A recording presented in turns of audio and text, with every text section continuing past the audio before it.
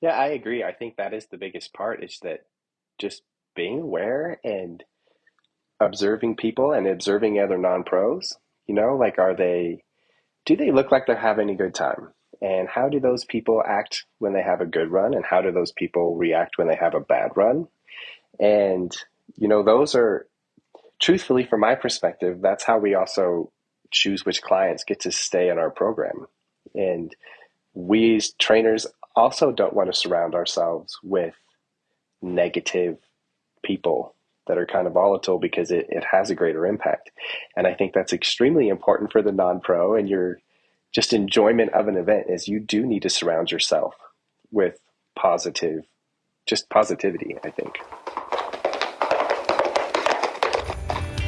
You are listening to the Horse Radio Network, part of the Equine Network family.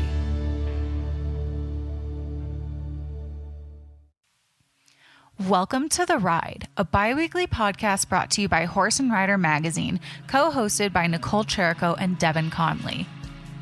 In each episode, we chat with some of the industry's top trainers, clinicians, horsekeeping experts, and professionals to share inspiring stories, training philosophies, and the importance of living your best Western horse life. On this episode of the Ride podcast, Devin catches up with the Nowhere But Up performance horse team. Cody Crow and Garrett Ashby bring you realistic, practical, and helpful advice for your horse showing journey. Hear about the importance of mindset, overcoming setbacks, and how to find your community, all in this episode of The Ride. This episode is brought to you by Nutramax. Cosequin, the #1 veterinarian recommended joint health supplement brand, is excited to announce the launch of its newest supplement, Cosequin ASU Balance. This advanced formula supports joint, immune, and digestive health. Cosequin ASU Balance helps moderate the inflammatory responses that can cause immune and GI tract disturbances through the innovative inclusion of postbiotics and beta-glucans. The formula also includes the comprehensive joint support Cosequin is known for, with ingredients such as ASU, hyaluronic acid, and Boswellia serrata extract. With over 30 years behind the Cosequin name, you can rely on Cosequin products when performance matters. To learn more, speak with your veterinarian or visit cosequin.com. Welcome back to another episode of the Ride podcast. I am Devin Conley, and I'm here with Cody Crow and Garrett Ashby of Nowhere But Up Performance Horses. They're a performance horse training and coaching program. They specialize in reined cow horse and ranch riding, and Cody is also an on-demand horse trainer for Horse and Rider On Demand. And we know that you guys love hearing from this team, so we're really excited to be talking to them today. Thank you guys for joining us. Oh, thanks for having us. We're happy to be here. So most of our listeners and our audience know who you are, but we'll just start with some basic introductions for those that might be new or just joining us. So Cody, we'll start with you. Can you just introduce yourself and kind of give us a little background on who you are in the horse industry, how you got to where you are? And then Garrett, if you could do the same, that'd be awesome. Hi, well, my name's Cody Crow, and I'm the trainer and owner of Nowhere But Up Performance Horses. I grew up on my family's cattle ranch and more of a rodeo family and did that the majority of my life and always enjoyed horses and learning more about them.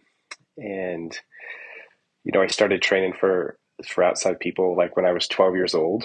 And then when I got almost into college, I bought a stud colt that I thought, well, maybe I could go show him, but I didn't really know what that was all about.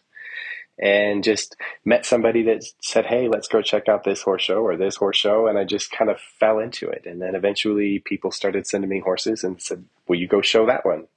And so it was never really my intention to become a horse trainer, but that's just sort of how it evolved. And I've been doing it quite a long time, and it's really what I like to do.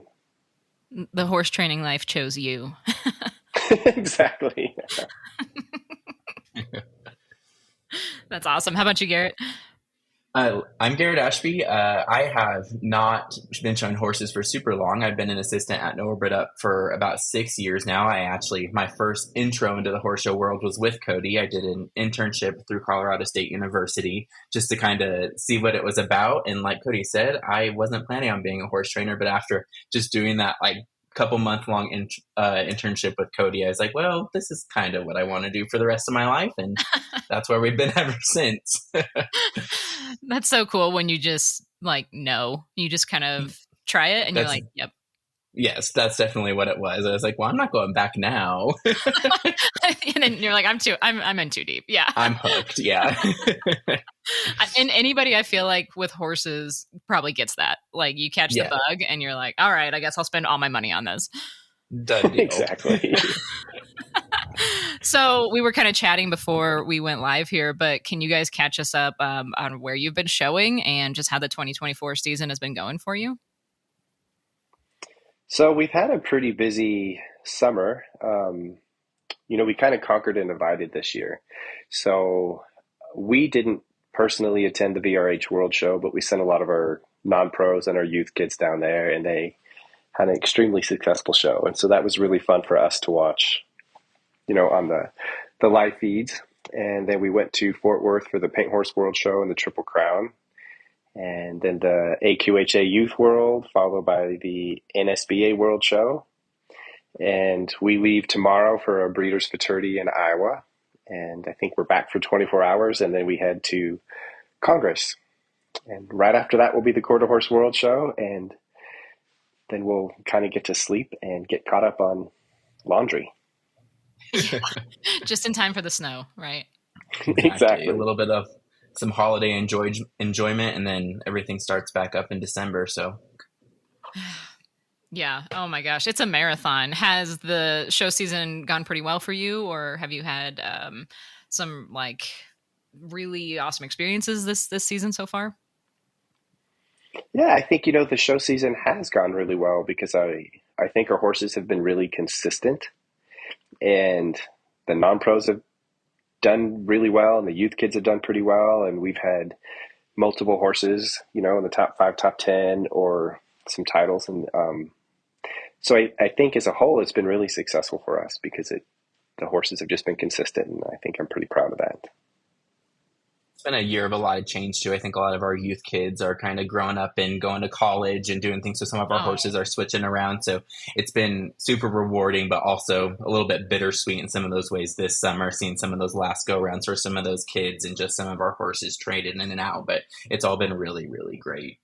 Oh, that's cool to watch though. Watch the transition, and you've probably watched a lot of those kids kind of grow up. And yeah, we were looking at pictures of some of them when they first started riding with us, and they were kind of just doing the 4-H part, and then they were just stepping into the AQHA show circuits and taking lessons with us, and just seeing how they've changed, how their horsemanship changed, how their horses have changed, and just where they're at now has been so rewarding.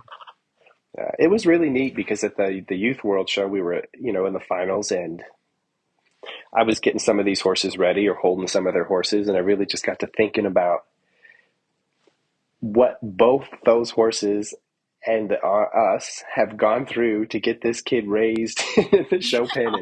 And I really got kind of sappy about it because I thought, man, these horses they have been in it for the ride. And I have always appreciated the horses, but I don't think I had really, until that moment, really appreciated how much of a contribution these horses have had in raising these kids and developing them. And it was kind of like a neat, sappy moment, but it was kind of neat. I think a really cool part for me this summer was we didn't start with a massive youth program. So the first Youth World Show we really went was just me and one of our youth kids.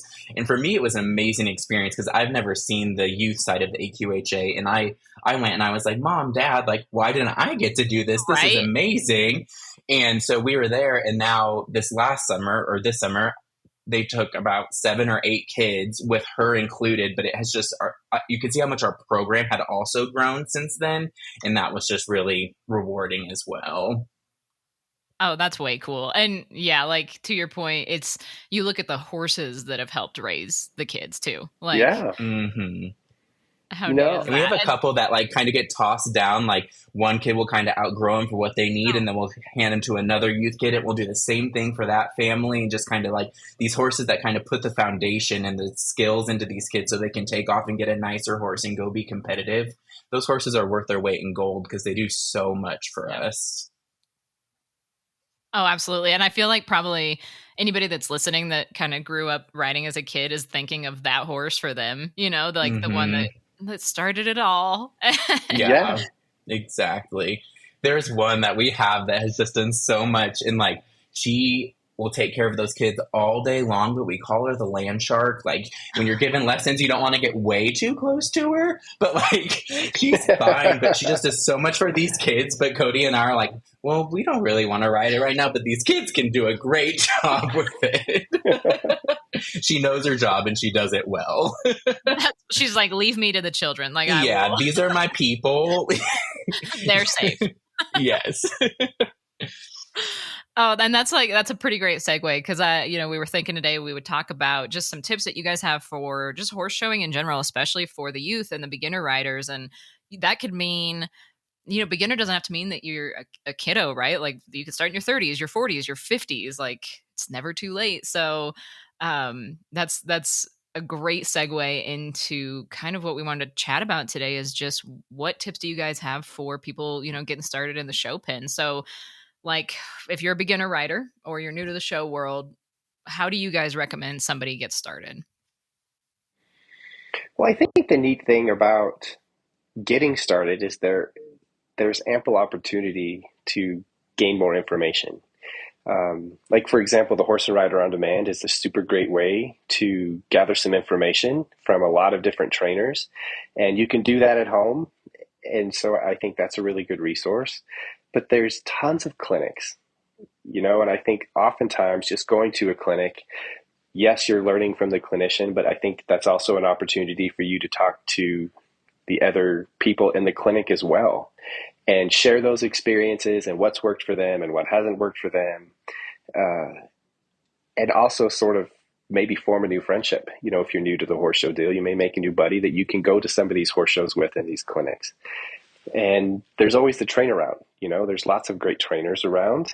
And so scheduling a private lesson, but not everybody has availability for that. So either the clinics, the trainers, or the online forums are, I think, great opportunities to learn more about those things. Yeah, and I think it's important to remember too, like when you're just starting out, like all the people you're going to ride with, they all had that same experience at some point in their life. Like they might be at the AQHA World Show now, but they started somewhere too. And I get it can be intimidating, but just remember that everyone had to start somewhere. And I think the best thing you can do for yourself is get started. So you can just start that process, start enjoying it, kind of like bite the bullet if you're a little bit intimidated by it, because you're going to enjoy it. You're going to find your niche or your classes that you really enjoy. And it might take some time to do that, or you might get lucky and find it right off the bat. That's such a good reminder that even like the world champions at one point were just starting out. Like we're all kind of bad, when we just start. You weren't born just knowing all of that or being, exactly. Oh, absolutely. So I think that's a really good mindset to have. And thank you for, bringing that point up. What do you think is the importance of mindset for a rider? Like either somebody who's just starting out or just somebody that's been riding forever, but is starting to just get into horse showing. How do you master the mindset? Like, especially before you ride into the arena. Right. I think it's so different for everyone. And like, as we coach all our non-pros and all our kids, some of them kind of are similar in the way we go about it, but I can almost say that everyone is specifically we hand different. Some people need to go over their patterns several times before they feel ready to go in the show pen. Some clients will go over it with it a couple times and be like, we need to stop before it starts going backwards. And I think at the same time, remembering what your horse is capable of, because some people want to practice, but then those horses start getting smart and it actually makes your show pen experience not as good because they're anticipating things. So I think there's so many aspects of that, but it's so individualized on how you work, how nervous you get, how good you are at kind of calming those nerves and doing that for your horse as well. Yeah, I would agree with all of those things. And I think a lot of it is trial and error. And for me, from my personal experience, when I first started showing, particularly when I first started going to those big shows, I would black out. And I can honestly tell you, I would come out of the arena and I could not remember one thing that happened. And it was terrifying for me. Yeah, I And bet. I would get so stressed that I would throw up before every run at the World Show. And I had to learn to manage a lot of my anxiety about it. And, just continuously doing it and showing up and just gaining that experience, then I was more familiar with the warm ups and how much time I needed and what the show pen was like and what it was like to walk down the long, dark alley before you show into the pen. Because the first time I did that, that was just completely overwhelming and it really rocked my world. And so just experience, I think, helps with the nerves. And then, like Garrett said, learning your horse and learning yourself about what you need. Um, like we do have very individualized warm ups for horses and riders. And we do have to sort of figure out what works good for this rider's mentality. And the biggest thing that I try to get them all to focus on is to stop thinking about all of the things that could potentially go wrong, because I think that puts your brain in a negative space. And I get them to focus on, well, what are the 2 things or the 3 things that you're really excited to go out there and show? Like, does your horse have a big long trot? Does your horse have a good turnaround? Is he really good at the lope over poles? And I think just shifting the focus to the positive things and what you're excited to go, I think goes a long ways for just reducing some of that stress and anxiety.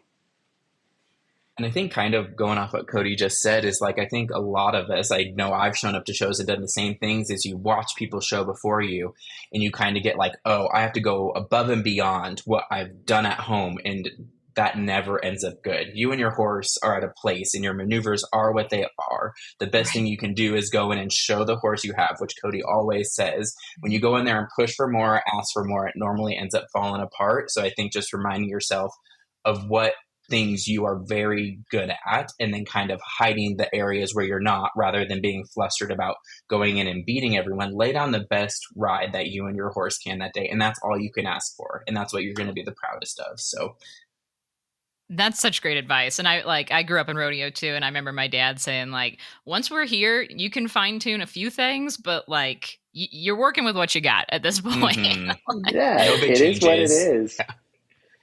Yeah. Absolutely. And I think that's big. Go ahead. Well, I think that is big, like what Garrett said, is I see a lot of people, particularly new people, falling into the trap of watching those around them in the warm-up pen and trying to mimic what they're doing. And they're radically changing their program without really appreciating that horse has no idea what you're doing, because that is not what you have been teaching him. Like, that is not what he understood, and that was not the intensity in which you have been doing those maneuvers. Right. And because you got nervous, you just rocked your horse's little world. That really wasn't fair to him. And so we really do have to be like, no, like, stop that. Stop that. No more of that. Stop that. Yeah, absolutely. And you have a video on Horse and Rider On Demand talking about show the horse you have, like meet your horse where he's at, show the horse that you got. Exactly. Yeah. And the odds are going to be a whole lot more in your favor. Oh my gosh, right? And you were talking about like your physical reaction to nerves. And I mean, I know personally, like I'm kind of asking this question for myself, so that's a little bit selfish, sorry. But I also have like a physical, visceral reaction sometimes when I get anxious, like before riding into the arena, where I'm shaky or I feel weak or faint or just like so nervous sometimes. Do you, and you guys work with so many non-pros, you have such a great reputation for like bringing riders along. Do you have like actual tips or tricks that you use to for your riders that are like physically so nervous before they ride in? Like I said, I think it's very different for all of them. But like I have one client in particular is like, before we go in the pen, we will like kind of iron out a couple maneuvers that we want. And then it gets to this point where I see her almost overthinking it. And I know she has a podcast that she likes listening to. So I hand her AirPods. She sits in the warm-up pen, kind of just gets in the zone and listens to her podcast to kind of focus, and it takes her mind off of what she's stressed about. And then I take her AirPods and she goes in the show pen. So just things like that. And like Cody said, it's so specific to what works for you, but just kind of find those things that are calming for you or your non-pros in our case, and then just know that's what works for them and kind of keep that plan going.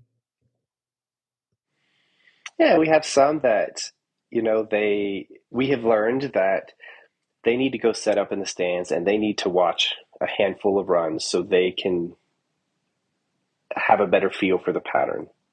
And we have some clients, myself included, I don't want to watch anybody else's go because Right. that does not help me. And I noticed that doesn't help for some of the people. And so, like Garrett said, just learning what really works for you.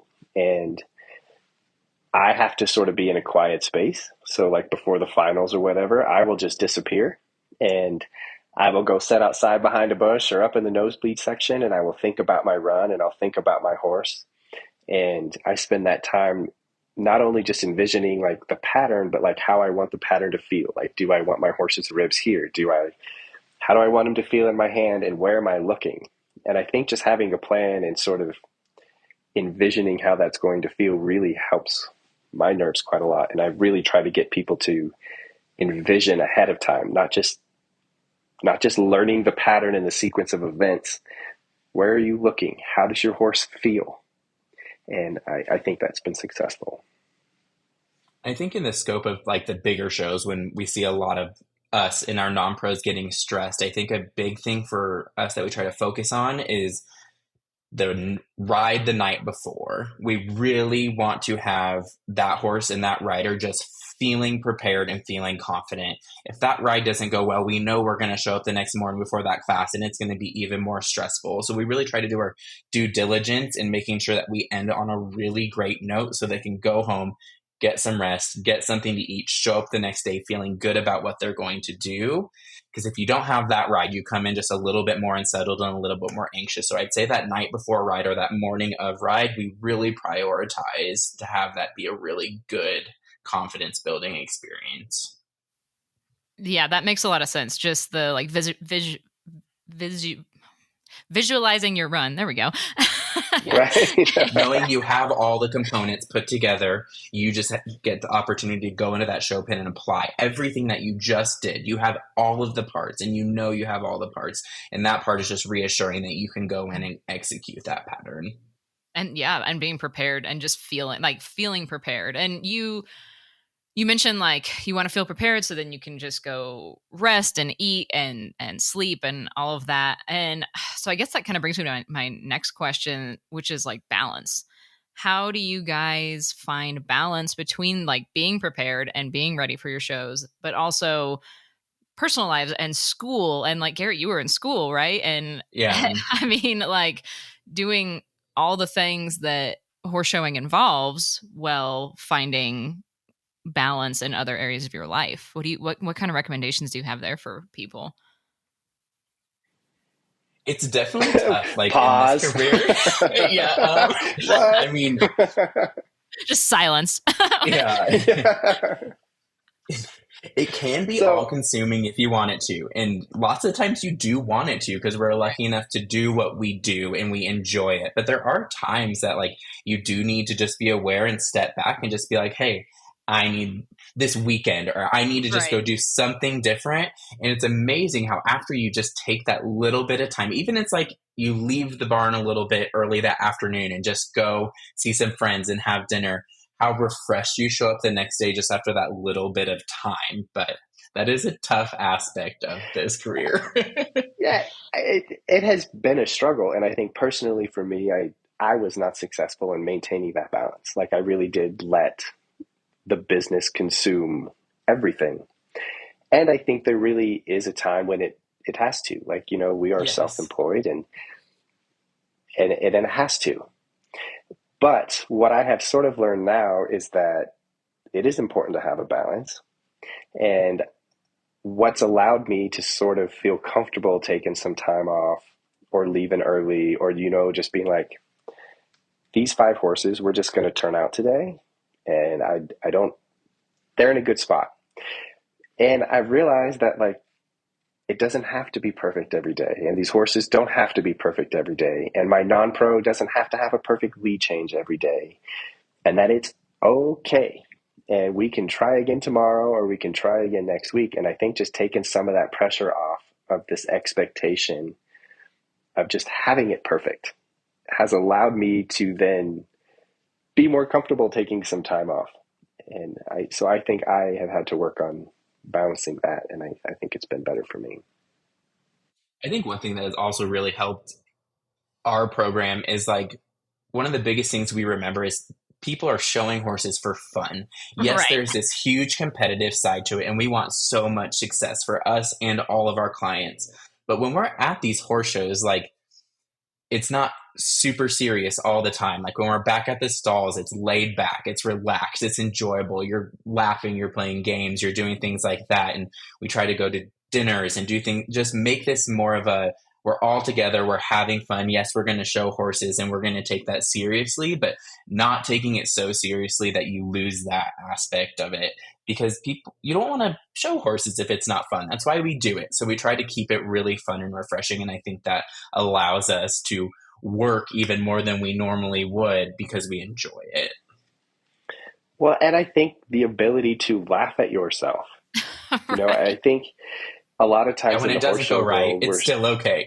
yeah, we're so uptight of like, oh my gosh, like my horse flung his head up and looked in the stands, or he grabbed ass and left here, and laugh about it. It happened. Like we're people, they're horses, and it was kind of funny. You know, like if you remember, kind of shattered my hip and pelvis a few years ago, and I showed the whole summer or the whole year before I got that fixed. Every single horse show we went to had a jump in the trail, every one of them.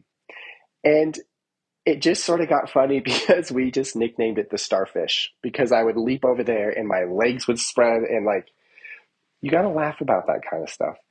And that has really helped, I think, just keeping it in perspective. It's just a horse show. There's going to be another horse show next week. Let's go have some dinner tonight, and we will work on that when we get home. Speaking of, if you guys want to do like a starfish segment, I have plenty of pictures to support whatever you need to do for that. Yeah, I think we need to run a whole article on it. Yes. I've got it for you. Don't worry. Oh, God, the mental trauma.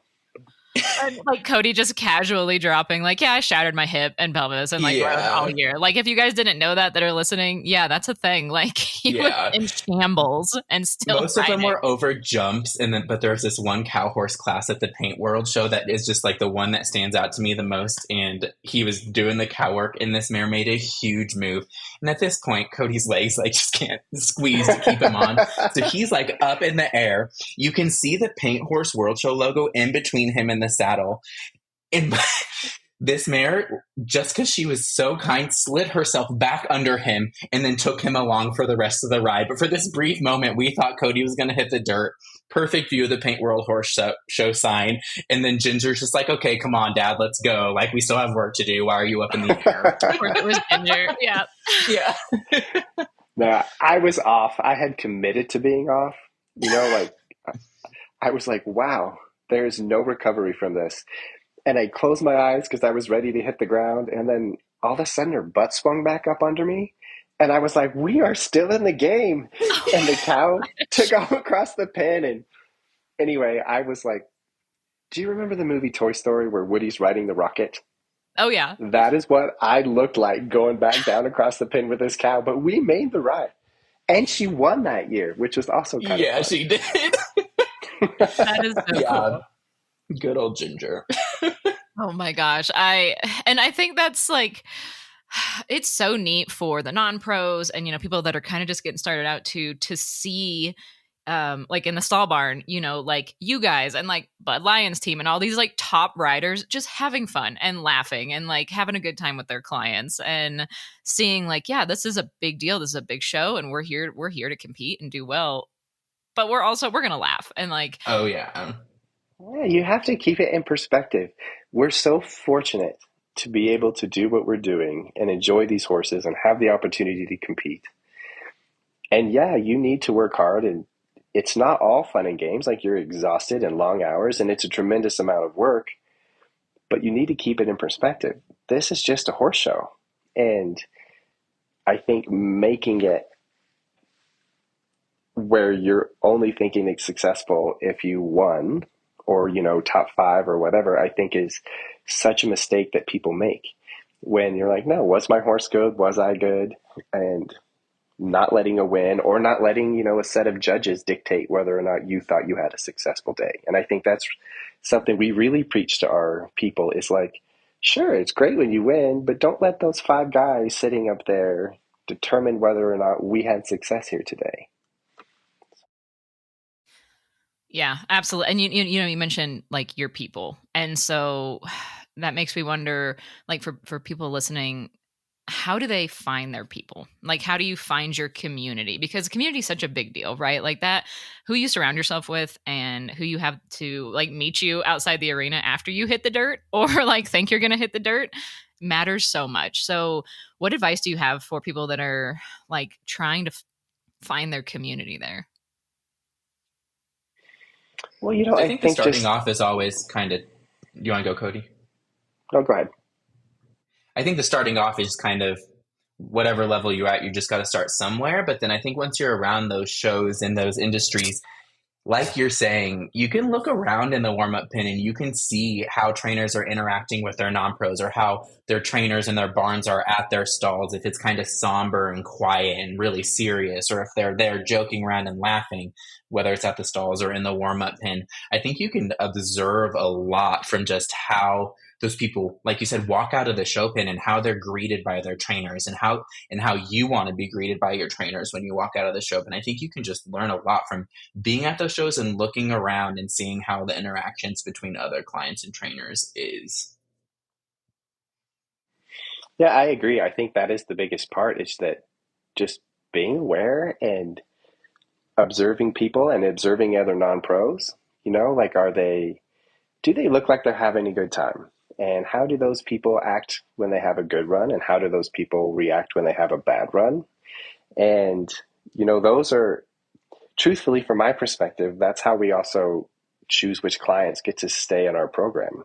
And Sure. we as trainers also don't want to surround ourselves with negative people that are kind of volatile because it has a greater impact.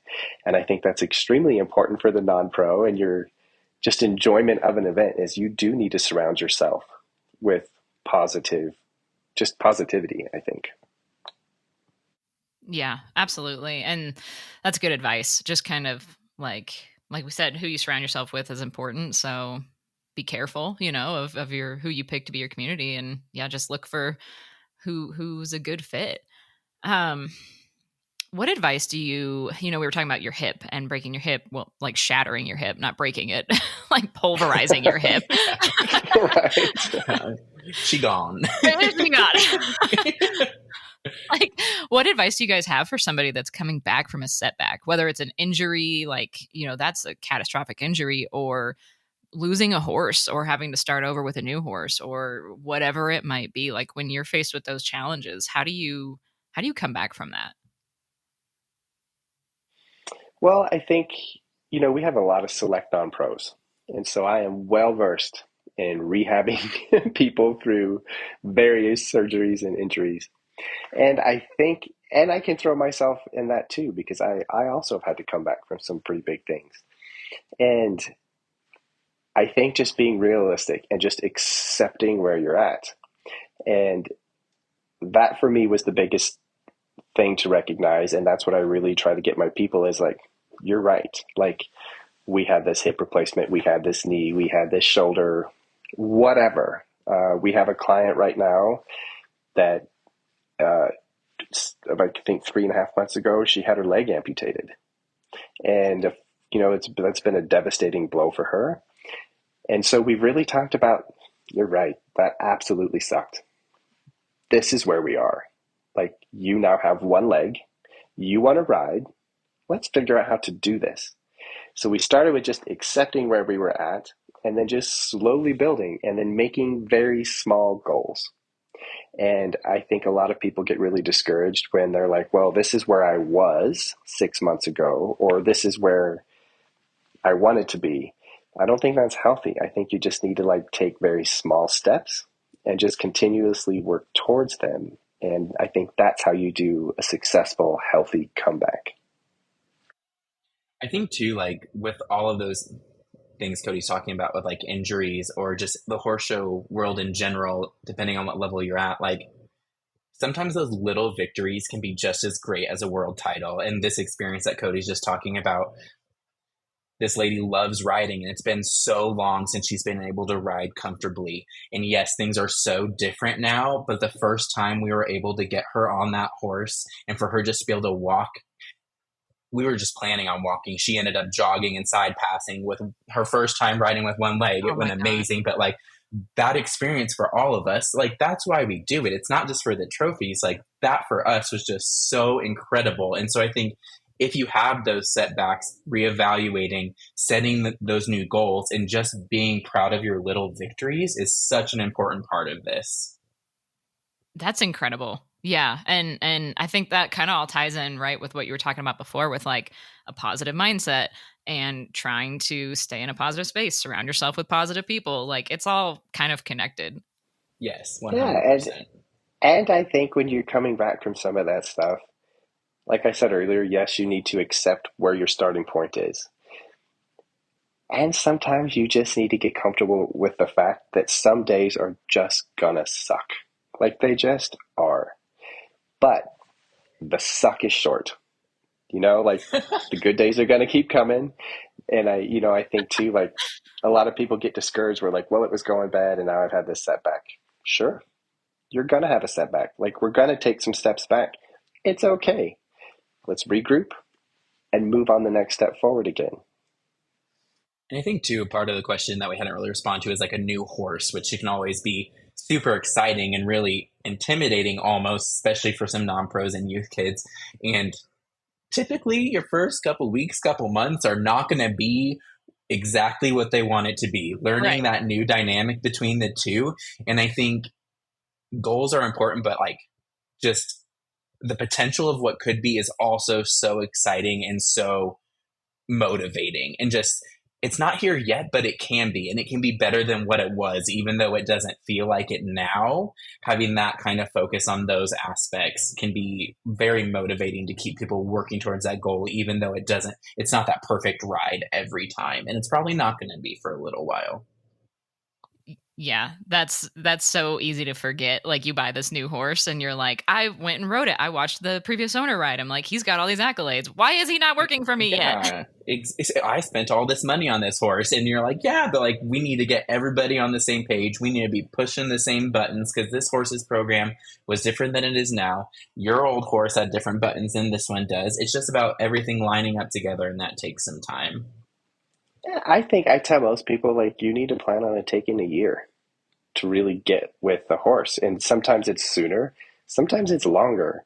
But I mean, I think it's an unrealistic expectation to think that your horse, your trainer, your entire team, that you're all just going to have this perfect thing figured out in a very short amount of time. I don't think that's realistic.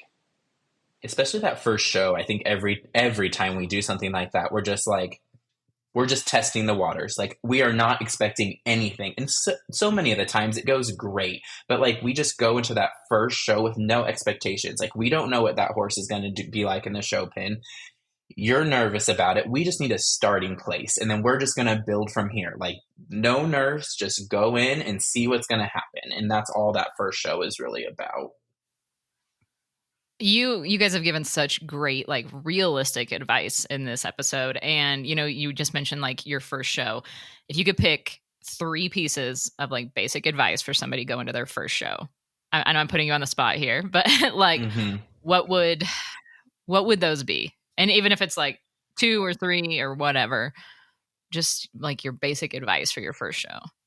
I want to go first so Cody doesn't take mine and I have to think of new ones. So I hate that. And I'm going to steal one of Cody's before he even goes. So I'm going to say, ride the horse you have. That's the best thing you can do. And then, like we've talked about so many times, have the people there with you that are going to bring the best out of you. And then the next one is simple. It's just enjoy it. Like you're at a horse show. You're doing what you've always wanted to do. You might be a little nervous, but you're at a horse show. Like you're having a good day. So those would be my 3 things. I love it. Well, he did take mine. But but one thing I think is you need to get there early. Make sure that you have plenty of time so you are not rushed. that you have time to get yourself ready. You have time to get your horse ready. There's nothing worse than being like, oh my gosh, I am running late and I don't even have my numbers on yet. Just don't, leave plenty of time and then have a plan and execute it. How much warm up time did you think you need? Did you need it to lunge your horse? Did you need to get him in the pen the night before? So just making sure you had a plan and then you're executing it. And I think then you can modify for the next one if it didn't go well. But those are kind of just some basic things, I think. Yeah, that's great advice all the way around. And this has just been awesome to talk to you guys about, advice for newcomers, non-pros, beginners, people maybe coming back from a hiatus, all of that. Thank you so much for your insight. Where can people find more information about Nowhere But Up performance horses and where you guys are headed next, or maybe like reach out for a lesson? Where can folks find you? Like online? We have Instagram. We have a website. The website's kind of going through some rebooting kind of thing, but rebooting. Sorry about that. So it should be back up and running really well pretty soon. But Instagram, Facebook is basically where we post our most information and probably the easiest place to get in contact with us, messaging us on Facebook. Perfect. Well, you kind of told us in the beginning where you're headed next, and I know you have a lot of traveling coming up in your future here, but thank you for taking the time the day before you leave to chat with us, and we're looking forward to catching up with you guys down the road a little bit. And again, if you want to learn more from Cody, you can find him on Horse and Rider On Demand or reach out to Nowhere But Up Performance Horses on Facebook and go take a lesson from them. They're obviously hilarious and awesome people. Well, thanks for having us. It was a great time. Yeah, thank you very much. Absolutely. Thank you guys for tuning into the Ride Podcast. We hope you enjoyed this episode, and please be sure to subscribe wherever you listen to podcasts. Follow Horse and Rider Magazine on social media and find us at horseandrider.com to see all the cool things that we're up to. And if you have any comments or questions, please be sure to hit us up at horseandrider@equinenetwork.com. We want to hear from you guys. And if you like what you're listening to, please be sure to leave us a review on iTunes.